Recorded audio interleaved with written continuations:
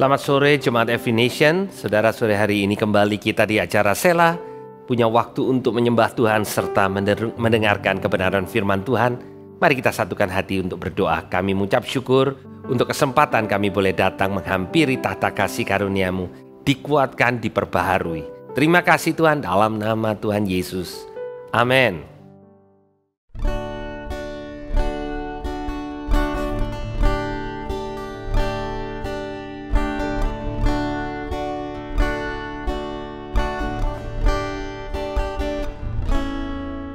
Ku perlu Engkau Yesus, haus jiwaku menantikan-Mu.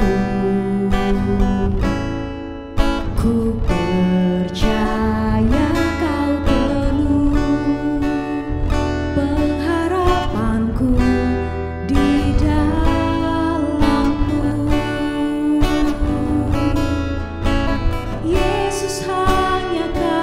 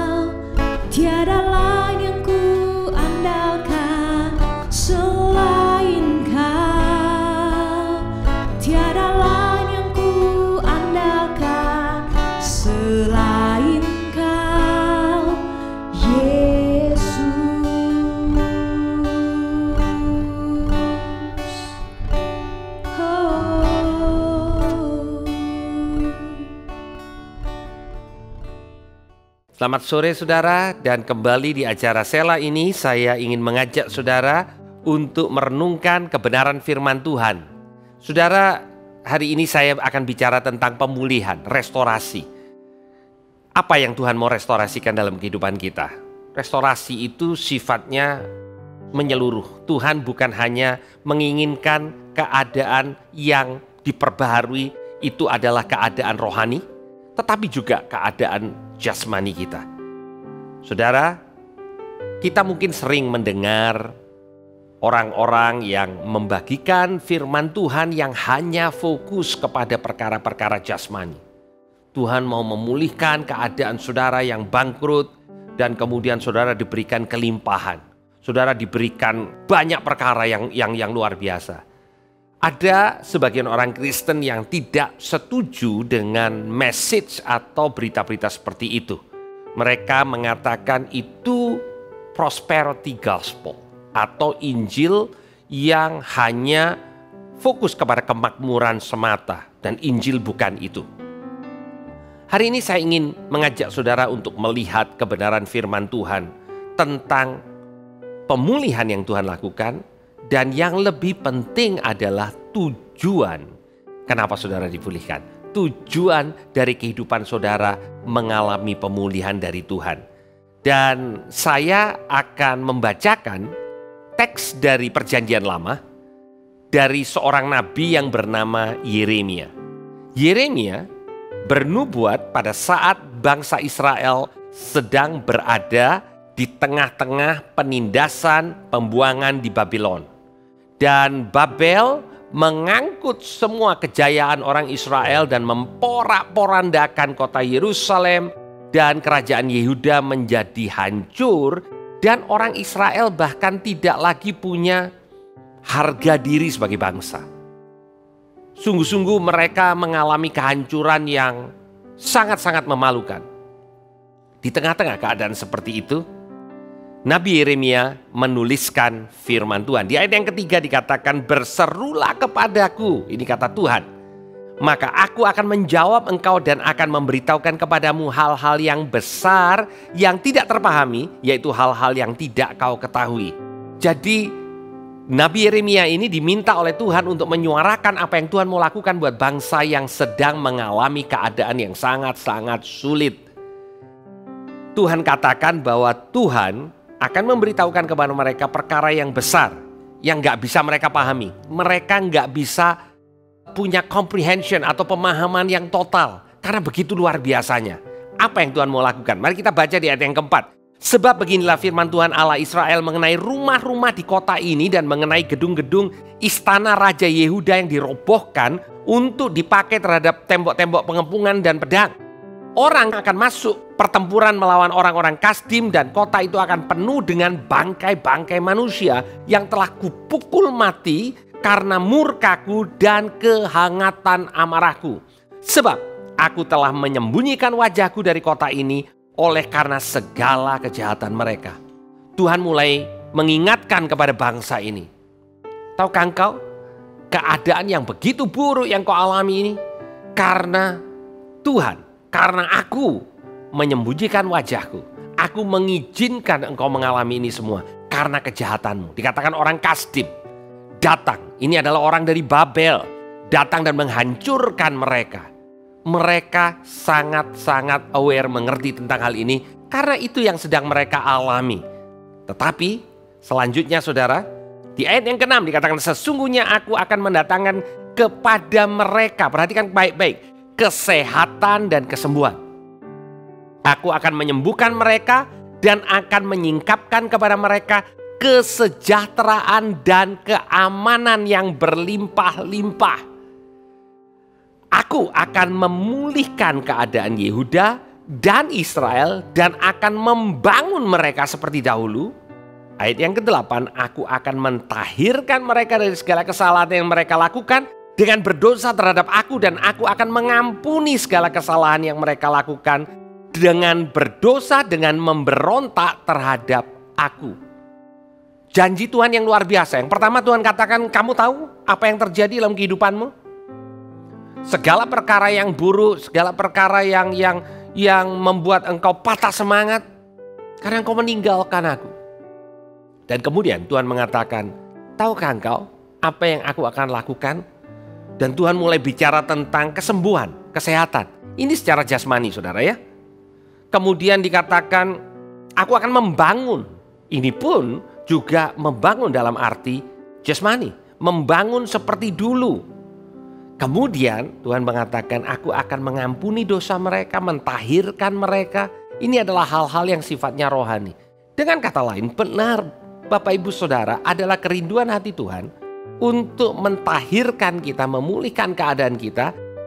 Pada waktu dulu kita berdosa, kita berjalan dengan keinginan kita sendiri. Pada waktu Tuhan memulihkan kita. Ada orang-orang yang dipulihkan dari kesehatannya. Ada orang-orang yang dipulihkan dari usahanya yang bangkrut. Ada orang-orang yang dipulihkan dari keluarganya yang hancur. Macam-macam. Tetapi pemulihan yang Tuhan mau dalam kehidupan kita adalah pemulihan yang menyeluruh.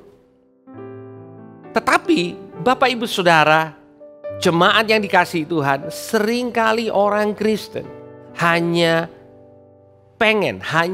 interested dengan pemulihan seperti itu. Dulu aku sakit, Tuhan sembuhkan. Dulu aku bangkrut, Tuhan sekarang berikan berkat yang luar biasa. Dulu keluargaku hancur dan sekarang keluargaku sama-sama kami boleh melayani Tuhan. Dan semua itu baik, Bapak Ibu. Tetapi saya ingin mengajak Bapak Ibu untuk melihat tujuan dari pemulihan Tuhan. Apa sih yang menjadi tujuannya? Kenapa Tuhan lakukan apa yang Dia lakukan? Kalau tujuannya hanya untuk kehidupan saudara saja, maka saudara miss the point. Saudara kehilangan inti, arah, tujuan dari pemulihan Tuhan itu sendiri. Di ayat yang ke-9 dan saya ingin saudara fokus. Di sini, dan kota ini akan menjadi pokok kegirangan, ternama, terpuji dan terhormat bagiku di depan segala bangsa di bumi yang telah mendengar tentang segala kebajikan yang telah kulakukan kepadanya. Mereka akan terkejut dan gemetar karena segala kebajikan dan segala kesejahteraan yang kulakukan kepadanya, sehingga tidak membiarkan orang Israel pergi dari negerinya. Nah saudara, ini tujuan yang Tuhan mau. Jadi Tuhan mengingatkan kepada orang Israel, aku akan memulihkan engkau, aku akan mentahirkan engkau, aku mengampuni engkau, aku membuat engkau sehat, aku membuat engkau sejahtera, aku melakukan perkara yang dahsyat dan ajaib. Tujuannya, supaya engkau akan dilihat oleh segala bangsa di bumi dan mereka mendengar kebaikan yang kulakukan. Saudara, itulah Injil. Apakah Injil hanya berbicara tentang hal yang sifatnya rohani semata? Tidak, saudara. Tuhan Yesus menyembuhkan orang yang sakit secara jasmani. Tuhan Yesus membalut luka dan menyembuhkan kita yang punya luka secara batin. Artinya jasmani dan rohani penting. Tuhan Yesus memberikan kekayaan di dalam jiwa kita. Tuhan Yesus juga memberkati kita secara jasmani sehingga kita punya tujuan. Sehingga gereja Tuhan yang dipulihkan punya tujuan. Tujuannya adalah pada waktu orang melihat, kita bisa mengatakan Tuhan yang kami sembah membawa kami dalam perjalanan di mana kami dipulihkan. Hidup kami diubahkan. Sakit penyakit kami disembuhkan. Jiwa kami disegarkan.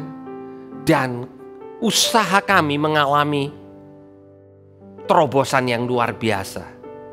Jadi saudara, kembali, apakah Alkitab mengajarkan kita tentang kemakmuran yang Tuhan mau lakukan dalam kehidupan anak-anak? Jawabnya ya. Tapi apakah itu adalah tujuan akhir daripada pemulihan yang Tuhan lakukan dalam kehidupan kita? Jawabnya sama sekali tidak. Pada waktu kita sampai kepada tujuan akhir untuk dipulihkan, kita miss the point. Kita tidak sepenuhnya mengerti tujuan Tuhan untuk melakukan itu. Nggak ada yang salah dengan semua peralatan yang bagus. Tidak ada yang salah dengan kenyamanan yang saudara bisa nikmati karena berkat Tuhan. Tetapi hati-hati karena Alkitab mengajarkan dan berfokus kepada Dia memberkati saudara supaya kita menjadi berkat. Gereja Tuhan perlu jadi berkat. Orang-orang percaya perlu jadi berkat. Ingat, setiap perkara yang Tuhan sudah lakukan dalam hidupmu itu untuk jadi berkat supaya orang melihat kehidupan saudara dan memuliakan Bapamu yang di surga. Tuhan Yesus memberkati. Mari kita berdoa. Tuhan, kami mengucap syukur untuk kebenaran firman-Mu yang menguatkan kami, memulihkan kami dipulihkan supaya kami boleh jadi berkat. Di dalam nama Tuhan Yesus. Amin.